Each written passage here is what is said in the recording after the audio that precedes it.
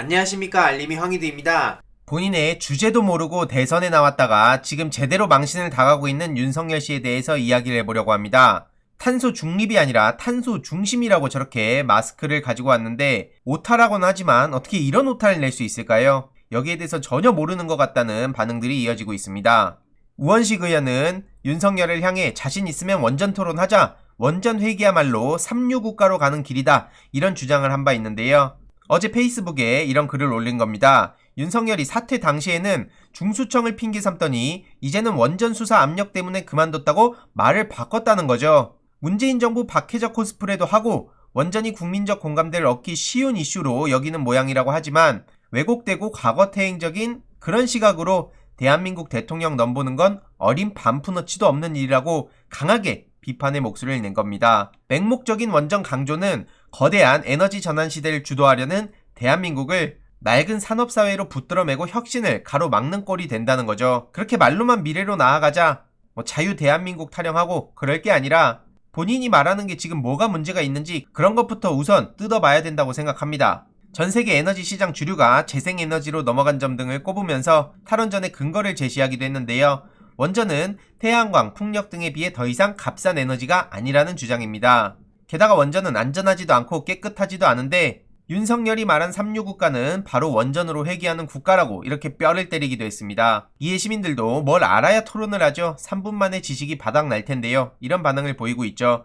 넌 무리한 요구 아니냐? 윤석열한테 한마디로 토론할 수 있는 지식도 없는 것 같다. 그냥 오로지 문재인 정권 까는 데만 집중할 것 같다. 온 집안이 비리덩어리라 감옥 가긴 싫고 해서 대권 도전한 것 같다. 이게 네티즌들의 이런 의견이 나오고 있다는 소식을 전하는 거고요. 이외로도 언론에서조차 윤석열 씨에 대해서 오죽 답답했으면 이렇게 비판의 목소리를 계속해서 내겠습니까? 윤석열 정체성 부재 어쩌나 비전 없이 억울한 호소만 하고 있다는 거죠. 한마디로 계속해서 정치권 등판 이후에는 문재인 정부 때리기밖에 안 하고 있다는 겁니다. 이에 실망감을 표하는 목소리가 이어지고 있는데 언론에서 이걸 보도하고 있다는 게 저는 더 의미 있고 중요한 상황이라고 생각합니다. 그만큼 더 이상 실드 불가, 윤석열의 저런 행보에 대해서 덮어줄 수도 없다는 거죠. 윤석열의 대표 정책 제시도 없고요. 국민의힘 입당 여부도 명확히 밝히지 않았고요. 그냥 오로지 억울함을 호소하려고 정치하냐, 이런 지적이 나올 수밖에 없는 상황인 건데 국민의힘과 다른 시각을 제시할 필요가 있다는 목소리도 나오고 있습니다. 윤석열이 중도층과 탈진보층을 껴안기 위해선 새로운 걸 제시해야 된다는 건데 애초에 윤석열한테 그런 능력도, 비전도, 소신도, 철학도 없어 보입니다. 그저 문재인 정부 반대를 하면 본인의 지지세가 늘어나고 그걸 통해서 대통령이나 해야겠다라고 생각한 것 같은데 이미 그 방법으로 실패한 대표적 인물이 안철수 씨죠. 아, 맞다. 어제 회동했던데 서로 무슨 얘기를 나눴는지 모르겠지만 서로 간만 보고 비전도 없고 그냥 반문이라는 키워드로 대통령 날로 먹으려고 한다는 점에 있어서는 둘이 똑같다는 생각이 듭니다. 게다가 한겨레에서도 일방적 소통뿐, 윤석열은 여전히 총장님이었다. 오죽하면 이런 얘기까지 나올까요? 한마디로 지금 대통령 후보, 정치인으로서의 모습을 보여주는 게 아니라 검찰총장의 모습밖에 안 보인다는 거죠. 카이스트에 15분 지각했고 미리 와있던 학생들은 40분을 기다렸다는 소식도 전해졌고요. 일정을 소화하면서 혼란과 무례가 계속됐다는 게 언론을 통해 보도가 되기도 했습니다. 문제는 애초에 늦어진다는 공지도 사전 양해도 없었고 늦어서 미안하다는 짧은 사과가 전부였다는 겁니다. 물론 일정을 소화하다 보면 정치인은 늦을 때도 있습니다.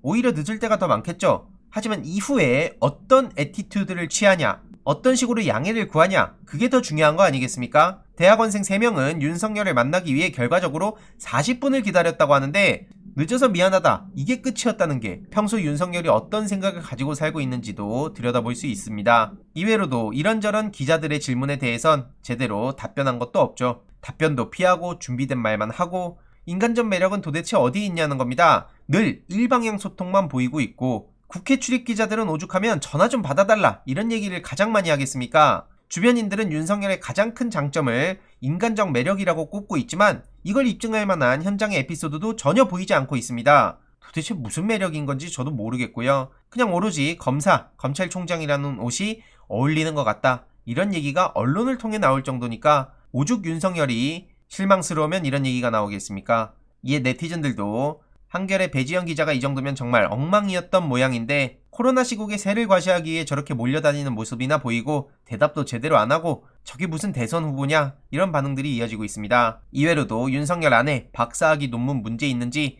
국민대에서 예비조사에 착수했다는 소식도 어제 전해진 바도 있습니다. 김건희 씨 박사학위 논문에 문제가 있는지 국민대에서 조사에 착수한 상황인데요. 역대 최악의 망신으로 꼽히는 회원 유지를 영문으로 멤버 YUJI 라고 표기해서 논란이 되기도 했고요. 일단 살펴본 뒤에 문제가 있다고 판단될 경우 본 조사에 돌입할 방침이라고 합니다. 이에 많은 네티즌들은 당연히 분노할 수밖에 없습니다. 표창장에 분노하면서 촛불 집회하던 스카이 대학생들 왜 조용하냐? 윤석열이 외치는 공정과 정의와 상식이 도대체 뭔지 납득하기가 어렵다는 반응이고요. 특히 윤석열의 말대로 공정을 지키려면 표창장도 4년인데 박사학위 문제면 최소 40년 살아야 공정 아니냐 이거죠. 애초에 이건 비교조차 불가능한 상황 아닙니까? 그럼에도 불구하고 여전히 묵묵부답이고 조국 정경심에 들이댔던 그 잣대가 어디로 사라졌는지 정말 의문일 수밖에 없습니다. 이외로도 윤석열과 고급 주상복합 이상한 전입신고 이게 단독으로 어제 저녁에 시사저널에서 보도가 되기도 했는데요. 다음 영상을 통해서 조금 더 구체적으로 전해드릴 예정입니다. 게다가 민감한 질문 나오니까 지지자들이 막아서기도 하고 심지어 답변 마십시오 좌파입니다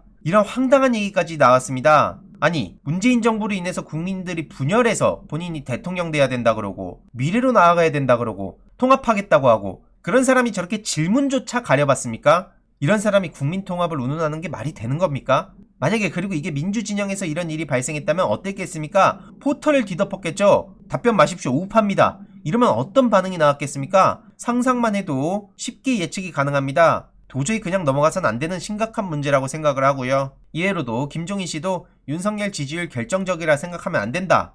그러면서 윤석열과의 만남에 대해서 계획도 없고 그런 일도 없다고 일축하기도 했습니다. 이런 황당한 상황에 조국 전 법무부 장관도 직접 공개 질문을 남기기도 했는데요. 조국 펀드 운운하면서 나를 매도 공격했던 언론과 자칭 진보 인사들이 묻고 검찰이 조사해야 할 사항이라면서 공개 질문을 남긴 겁니다. 김건희 씨는 본인 증권 계좌와 10억 원을 주가 조작 전문가 이모 씨에게 일이 많은데 전주였던 것이 사실인지 아닌지 만약에 맞다면 조작에 대해서 얼마나 관여했는지 그리고 도이치모터스 권오수 회장이 김건희 씨한테 신주 인수권을 30% 싸게 매도한 이유가 뭔지 이 사건에 대해서 금감원은 왜 경찰의 자료 요청을 거부했는지 그리고 현재 검찰에 이 자료가 가 있는 것으로 보도됐는데 그 내용은 뭔지 그리고 김건희 씨는 신주 인수권을 모 사모펀드에 매도해서 82.7%의 수익률을 거두었는데 거기와 어떤 관계인지 위 사실을 당시 윤석열 검사가 알고 있었는지 참고로 윤석열 장모의 주장에 따르면 2009년 4월경 이후에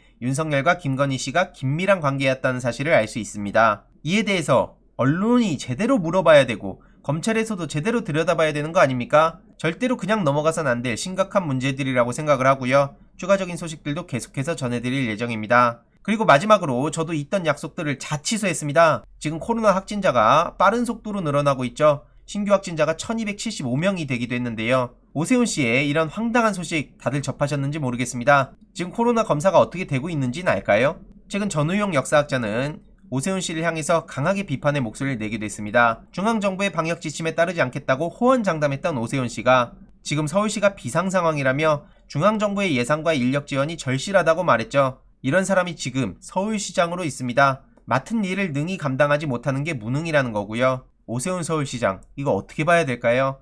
추가적인 소식들 계속해서 전해드리도록 하겠습니다. 이번 내용도 유익했다면 구독, 좋아요, 알림 설정, 멤버십 가입 정말 큰 힘이 된다는 점 말씀드리고 싶습니다. 이번 내용도 주위에 널리 공유 부탁드립니다.